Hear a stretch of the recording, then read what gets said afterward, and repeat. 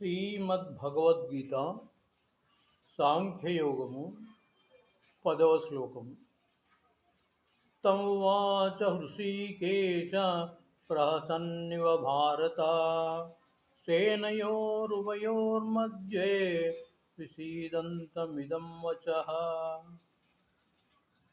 ఈ శ్లోకం యొక్క తాత్పర్యం అంటే, ఓ భర్తవంశీయుడా, ఇరు సేనల నడుమ శ్రీకృష్ణుడు నవ్వుతున్న వాని వలె ఆ సమయమున దుఃఖితుడైన అర్జునుతో ఇట్లు పలికెను.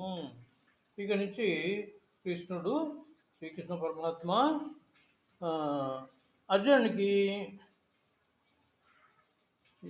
మన జ్ఞానాన్ని ప్రసాదిస్తాడు. అదే ఇంతకుముందు శ్లోకాల్లో అర్జునుడు కోరినట్లు,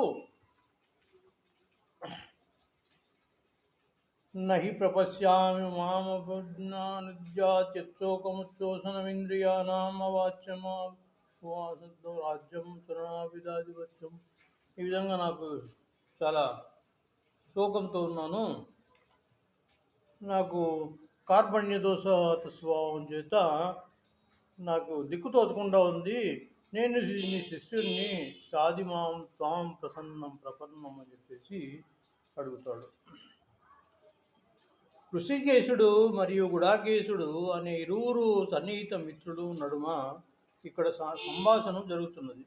స్నేహితులుగా ఇరువురును ఒకే స్థాయికి చెందిన వారైనను వారిలో ఒకరు వేరొకరికి స్వచ్ఛందంగా శిష్యుడయ్యారు. అర్జునుడు శ్రీకృష్ణ పరమాత్మను, నేను నీ శిష్యుడిని, నాకు సరైన జ్ఞానాన్ని బోధించి నేనేం చేయాలో నాకు చెప్పు అని చెప్పేసి అడిగాడు అనమాట. స్నేహితుడు శిష్యునిగా మారుటకు ఎంచుకున్నందున శ్రీకృష్ణుడు నవ్వుతుండెను. సర్వులకు ప్రభువుగా తను సదా ఉన్నత స్థానం ముందే నిలిచియుండును. అయినను తన స్నేహితునిగా, పుత్రునిగా లేక ప్రియునిగా పొందగోరిన భక్తుని ఎడల అతడు అదే రీతిగా వర్తించుటకు అంగీకరించును. గురువుగా అంగీకరించినంతనే అతడు ఆ స్థానమును స్వీకరించి శిష్యునితో కోరిన రీతి గాంభీర్యముగా పలుకనారంభించును. సర్వులకు లాభం కలుగునట్లుగా ఆ గురు శిష్యుల నడుమ సంభాషణము ఇరుసేనల సమక్షమున బాహాటముగా జరిగినట్లు అవగతమవుతున్నది. అనగా భగవద్గీత వాక్యములు ఒకానొక వ్యక్తికి, సంగమునకు లేదా జాతికి సంబంధించినవి కాక సర్వుల కొరకై నిర్దేశించబడి ఉన్నవి. శత్రుమిత్రులు ఇరువురుకును ఆ వాక్యమును శ్రవణం చేయటం సమానంగా అర్హులై ఉన్నారు.